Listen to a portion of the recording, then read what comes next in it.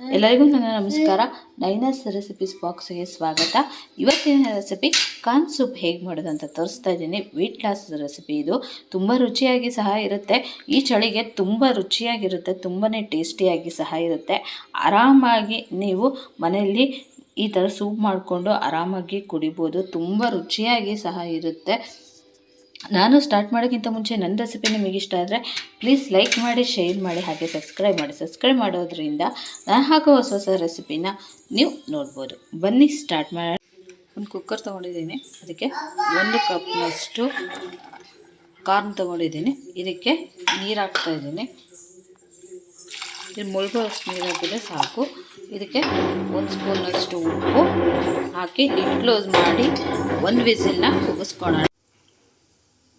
1 ಕ್ಯಾರೆಟ್ನ ಚಿಕ್ಕದಾಗಿ ಕಟ್ ಮಾಡಿಟ್ಕೊಂಡಿದ್ದೀನಿ. 2 ಸ್ಪೂನಷ್ಟು ಬೀನ್ಸ್ನ ಚಿಕ್ಕದಾಗಿ ಕಟ್ ಮಾಡಿಟ್ಕೊಂಡಿದ್ದೀನಿ. ಒಂದು ಅರ್ಧ ಈರುಳ್ಳಿನ ಚಿಕ್ಕದಾಗಿ ಕಟ್ ಮಾಡಿ ಇಟ್ಕೊಂಡಿದ್ದೀನಿ.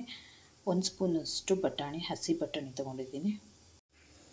ಶುಂಠಿ ತೊಗೊಂಡಿದ್ದೀನಿ ಒಂದು ಸ್ವಲ್ಪ, ಹಾಗೆ ಸಣ್ಣದಾಗಿ ಹೆಚ್ಚಿಟ್ಟಿರುವಂತಹ ಬೆಳ್ಳುಳ್ಳಿ ತೊಗೊಂಡಿದ್ದೀನಿ. ಶುಂಠಿ ಕಡಿಮೆ ತೊಗೋಬೇಕು, ಬೆಳ್ಳುಳ್ಳಿ ಸ್ವಲ್ಪ ಜಾಸ್ತಿ ತೊಗೋಬೇಕು ಶುಂಠಿಗಿಂತ.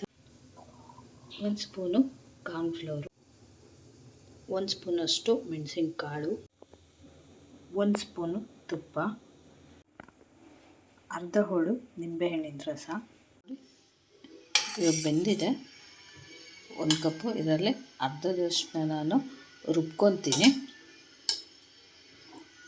ಇದೇ ನೀರನ್ನ ಸ್ವಲ್ಪ ಹಾಕ್ಬಿಟ್ಟು ರುಬ್ಕೋಬೇಕು. ಇದನ್ನು ನೈಸಾಗಿ ರುಬ್ಕೊಂಬರ್ತೀನಿ. ಒಂದು ಕಡಾಯಿ ಕಾಯ್ಕಿಟ್ಕೊಂಡಿದ್ದೀನಿ, ಅದಕ್ಕೆ 1 ಸ್ಪೂನ್ ತುಪ್ಪ ಕಾದ್ಮೇಲೆ ಶುಂಠಿ ಮತ್ತು ಬೆಳ್ಳುಳ್ಳಿನ ಹಾಕ್ತಾಯಿದ್ದೀನಿ. ಹಾಕಿ ಚೆನ್ನಾಗಿ ಫ್ರೈ ಮಾಡಿ. ನೋಡಿ, ಇದು ಫ್ರೈ ಆಗಿದೆ. ಕ್ಯಾರೆಟು, ಬೀನ್ಸು, ಬಟಾಣಿ, ಈರುಳ್ಳಿ ಇದನ್ನೆಲ್ಲ ಹಾಕಿ ಚೆನ್ನಾಗಿ ಬಾಡಿಸ್ಕೋಬೇಕು. ಸಣ್ಣ ಉರಿಯಲ್ಲೇ ಈ ಥರ ಫ್ರೈ ಮಾಡ್ಕೊಳ್ಳಿ. ಇದಕ್ಕೆ ಲಿಡ್ ಕ್ಲೋಸ್ ಮಾಡಿ ಒಂದು 5 ನಿಮಿಷ ಬೇಯಿಸ್ಕೊಳ್ಳೋಣ.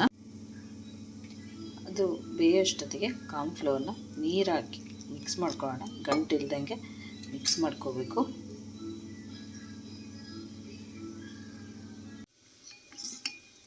ನೋಡಿ, ಇವಾಗಾಯಿತು.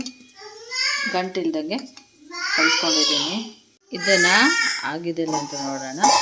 ಇವಾಗ ಆಗಿದೆ ನೋಡಿ, ಇದು ಇವಾಗ ಆಗಿದೆ. ಇದಕ್ಕೆ ಇದನ್ನು ಹಾಕೋಣ.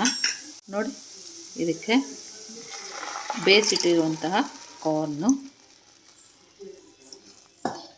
ಹಾಗೆ ರುಬ್ಬಿಟ್ಟಿರುವಂತಹ ಪೇಸ್ಟು ಒಂದ್ಸಲ ಮಿಕ್ಸ್ ಮಾಡ್ಕೊಳ್ಳೋಣ ಚೆನ್ನಾಗಿ. ಇದಕ್ಕೆ ಇನ್ನೊಂದು ಸ್ವಲ್ಪ ನೀರು ಹಾಕ್ತಾಯಿದ್ದೀನಿ, ಇನ್ನೊಂದು ಲೋಟ ನೀರು.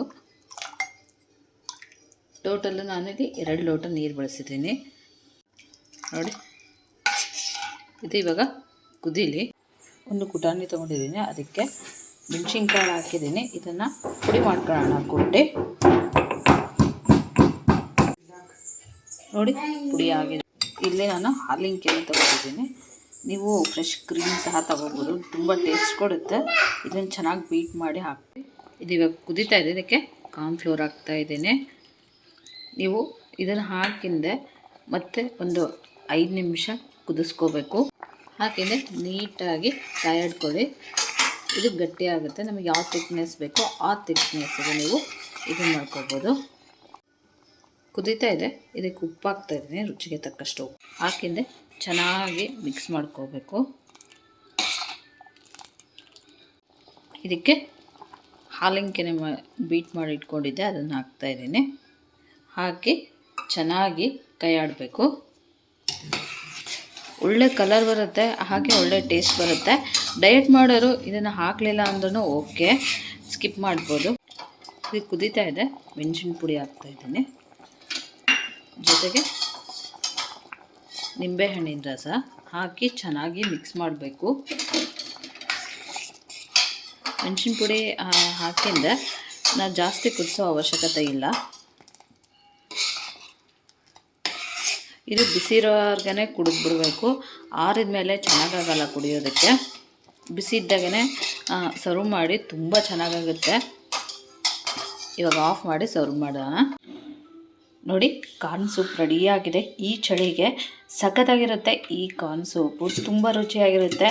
ಡಯಟ್ ಮಾಡೋರಿಗಂತೂ ಹೇಳಿ ಮಾಡಿಸಿದ ಸೂಪ್ ಇದು. ಡಯಟಿಗೆ ಅಂತಂದು ಇದನ್ನು ಕುಡಿದ್ರೆ ವೆಯ್ಟ್ ಲಾಸ್ ಸಹ ಆಗುತ್ತೆ ನಿಮಗೆ. ಹಾಗೆ ಶೀತ ಕೆಮ್ಮು ಅದಕ್ಕೂ ಸಹ ತುಂಬ ಒಳ್ಳೆಯದು. ಫ್ರೆಶ್ ಆಗಿ ಈ ಥರ ನಾವು ಮೆಣಸಿನ್ಕಾಳು ಜಜ್ಜಿ ಹಾಕಿದರೆ ಅದು ಘಮ ಕೊಡುತ್ತೆ. ಟೇಸ್ಟ್ ಸಹ ಸೂಪರಾಗಿರುತ್ತೆ. ನೀವು ಸಹ ಮನೇಲಿ ಒಂದ್ಸಲ ಟ್ರೈ ಮಾಡಿ ನೋಡಿ ಹೇಗಿತ್ತು ಅಂತ ನನಗೆ ಕಮೆಂಟ್ ಬಾಕ್ಸಲ್ಲಿ ತಿಳಿಸಿ. ನನ್ನ ರೆಸಿಪಿ ನಿಮಗೆ ಇಷ್ಟ ಆದರೆ ಪ್ಲೀಸ್ ಲೈಕ್ ಮಾಡಿ, ಶೇರ್ ಮಾಡಿ, ಹಾಗೆ ಸಬ್ಸ್ಕ್ರೈಬ್ ಮಾಡಿ. ಸಬ್ಸ್ಕ್ರೈಬ್ ಮಾಡೋದ್ರಿಂದ ನಾನು ಹಾಕೋ ಹೊಸ ಹೊಸ ರೆಸಿಪಿನ ನೀವು ನೋಡ್ಬೋದು. Thank you.